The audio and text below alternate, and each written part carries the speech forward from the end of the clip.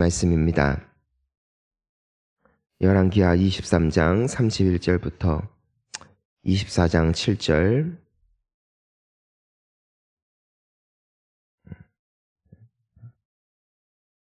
한 목소리로 봉독합니다. 여호아스가 왕이 될 때 나이가 23세라 예루살렘에서 석 달간 다스리니라. 그의 어머니의 이름은 하무달이라 림나 예레미야의 딸이더라. 여호아스가 그의 조상들의 모든 행위대로 여호와 보시기에 악을 행하였더니 가두어 예루살렘에서 왕이 되지 못하게 하고 또 그 나라로 금 한 달란트를 벌금으로 내게 하고 바로 누구가 요시아의 아들 엘리야김을 그의 아버지 요시아를 대신하여 왕으로 삼고 그의 이름을 고쳐 여호야김이라 하고 여호아하스는 애굽으로 잡아갔더라. 그가 거기서 죽으니라. 여호야김이 은과 금을 바로에게 주니라. 그가 바로 느가의 명령대로 그에게 그 돈을 주기 위하여 나라에 부과하되 백성들 각 사람의 힘대로 액수를 정하고 은금을 징수하였더라.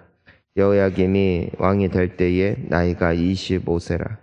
예루살렘에서 11년간 다스리니라.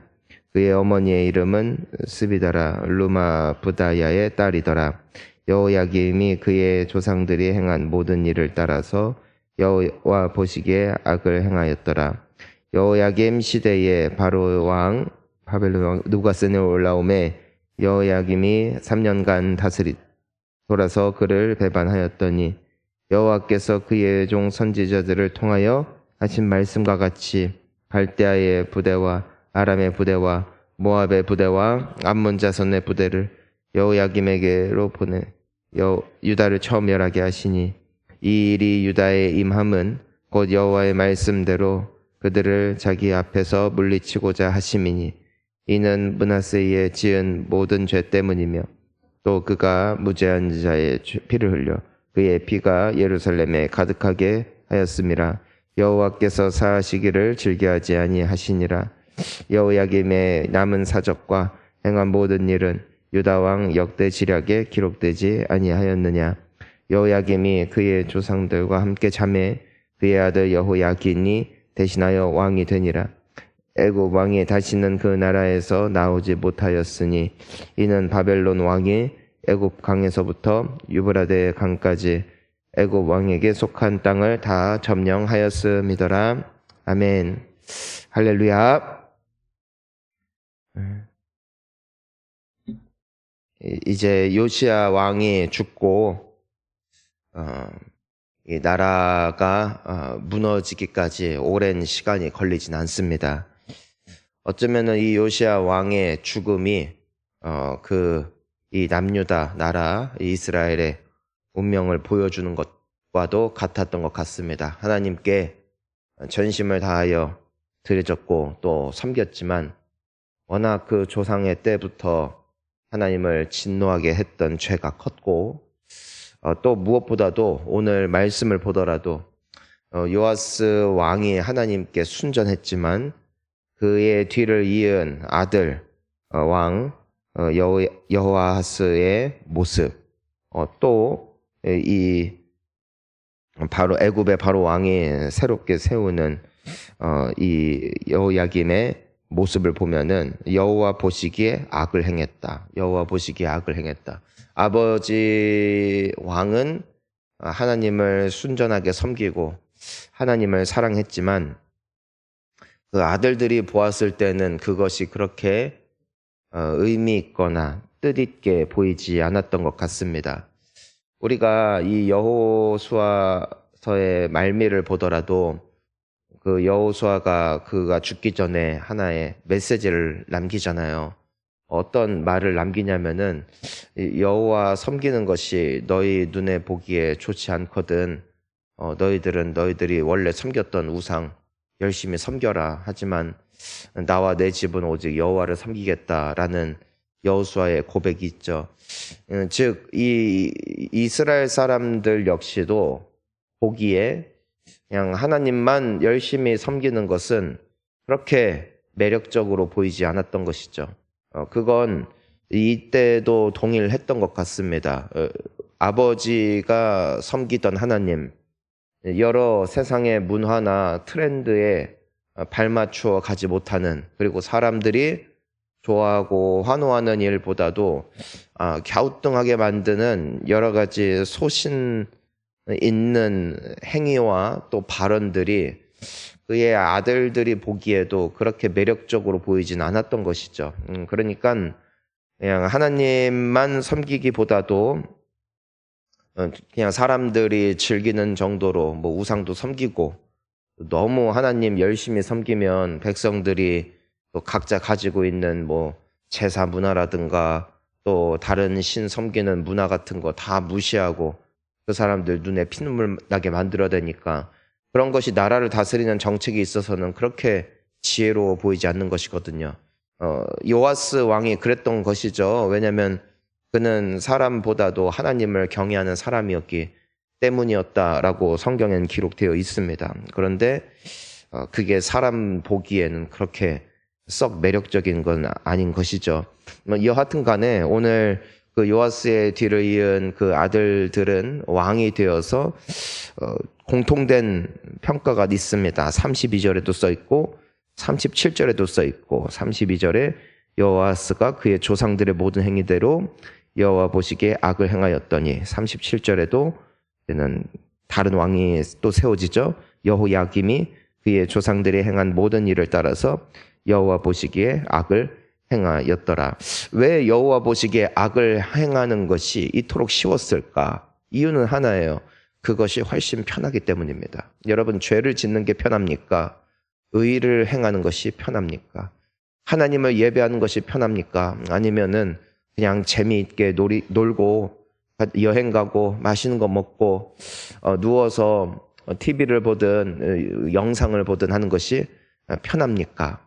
당연히 하나님을 섬기고 예배하는 것보다 내 본능대로 그냥 나의 마음 흐르는 대로 살아가는 것이 훨씬 편하고, 그것이 트렌디하고, 그것이 주변 사람들과 함께 어울리는 데 있어서 훨씬 유리합니다. 그러니까 이 왕들이 아버지의 길을 따르지 않는 거예요. 그냥 아버지가 가는 길은 너무 재미가 없는 거죠. 사람이 봤을 때는. 그러니까 여호와 보시기에 악을 행했다. 결국 이 모습으로 나아가게 되는 것을 우리가 볼 수 있게 되어집니다.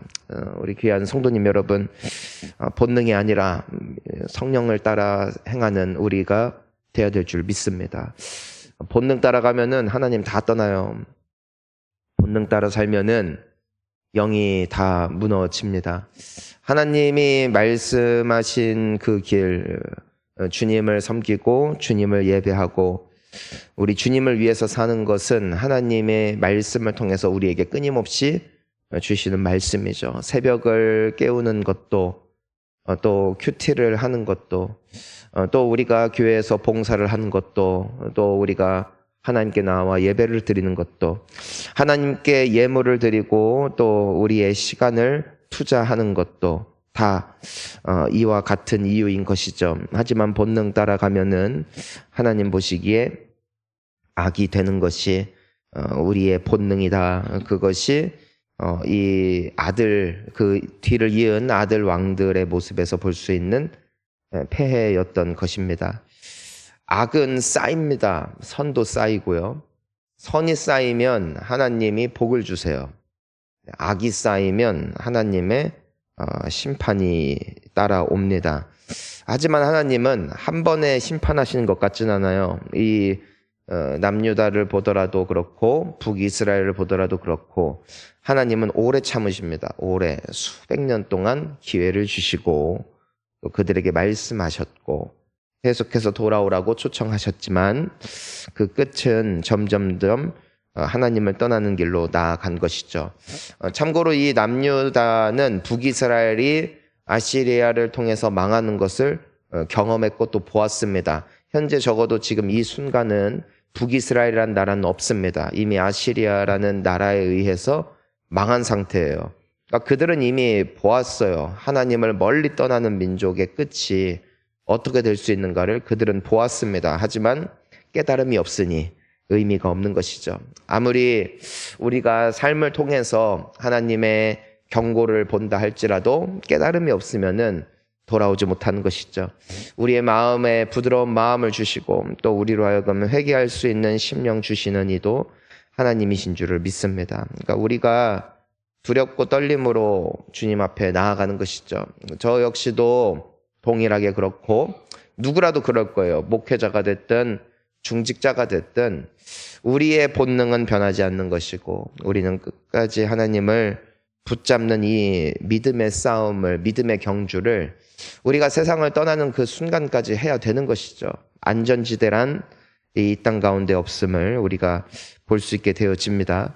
자, 우리가 이제는 24장 1절을 보니까 그 끝이 이젠 도래합니다. 우리 함께 읽어보겠습니다. 여호야김 시대에 바벨론의 왕 느부갓네살이 올라오매 여호야김이 3년간 섬기다가 돌아서 그를 배반하였더니 계속 읽습니다. 여호와께서 그의 종 선지자들을 통하여 하신 말씀과 같이 갈대아의 부대와 아람의 부대와 모압의 부대와 암몬 자손의 부대를 여호야김으로 보내 유다를 쳐 멸하게 하시니 이 일이 유다의 임함은 곧 여호와의 말씀대로 그들을 자기 앞에서 물리치고자 하심이니 이는 므낫세의 지금 모든 죄 때문이며 또 그가 무죄한 자의 피를 흘려 그의 피가 예루살렘에 가득하게 하였음이라.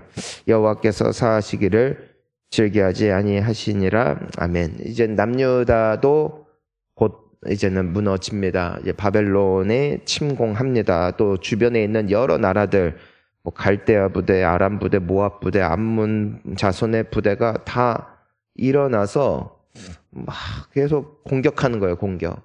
그러니까 빨리 깨달아야죠. 이럴 때 내가 한 주님의 사인이구나. 빨리 회개하면 하나님은 어떤 분이세요?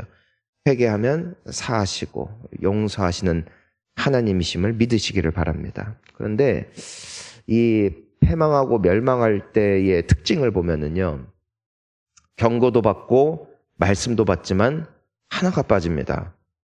회개가 없어요. 그래서 끝나는 거거든요. 우리가 알다시피 사울 왕과 다윗 왕의 한 차이가 있어요. 회개가 있었느냐 없었느냐. 그러니까 다윗은 회개하여 용서받고 큰 죄를 지었어도 사울은 큰 죄를 짓고 핑계만 대고 회개 안 하고. 아담과 하와가 왜 에덴 동산에서 쫓겨납니까? 죄 때문인가? 그 맞죠?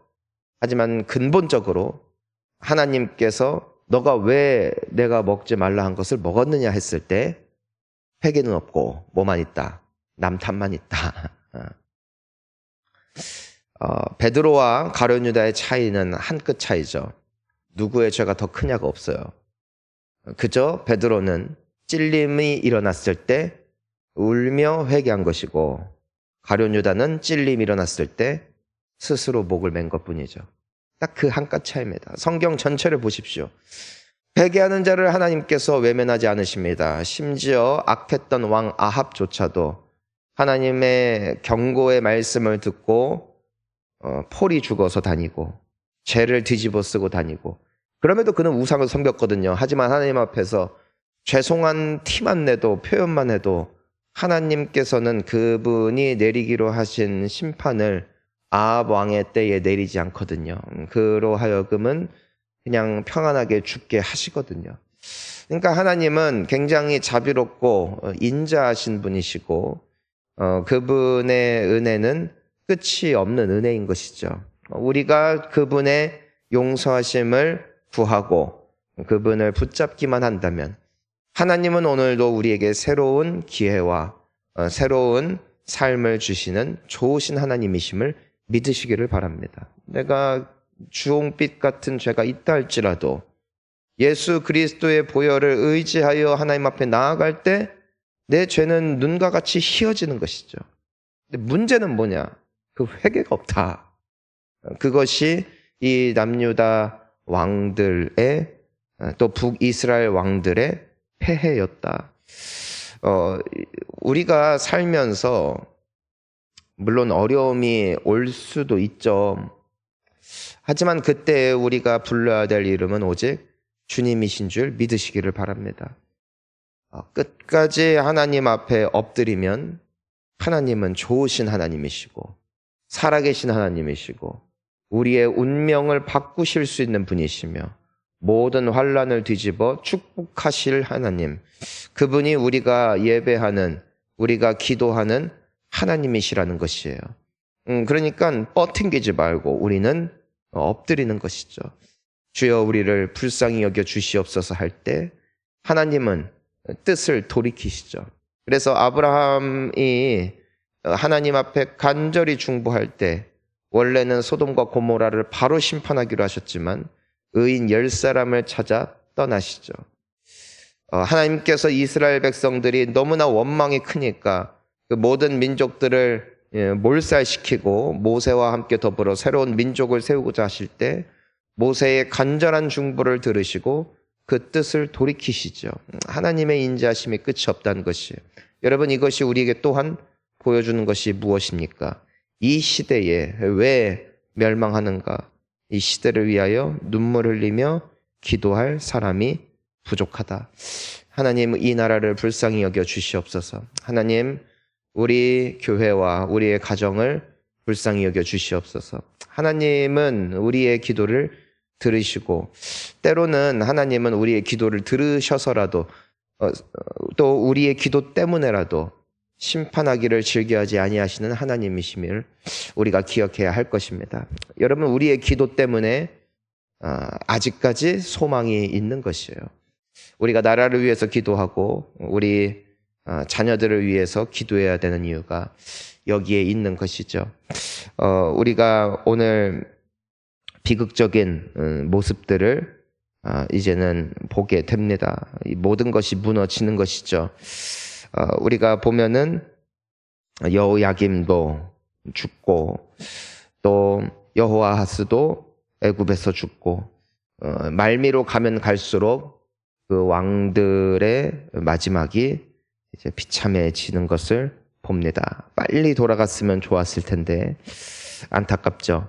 우리가 오늘 이 말씀을 통하여서 자, 한번 따라해 보겠습니다. 더 늦기 전에. 그러니까 빨리 돌아가야 돼요. 그러니까 우리 예수님은 오신단 말이죠.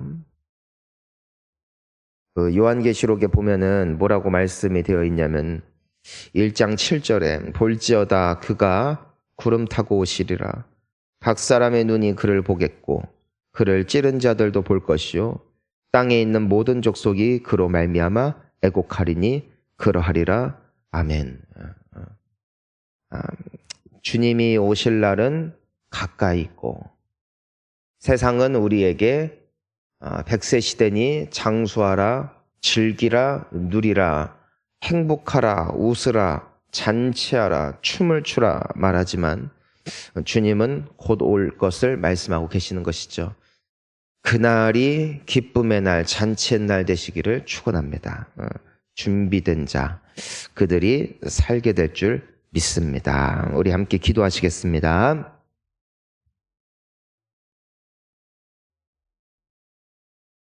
자, 우리 이 시간 함께 기도할 때에 오늘 이 왕들이 첫 번째로 왜 아버지는 그렇게 하나님 잘 섬기고 하나님이 기뻐하시는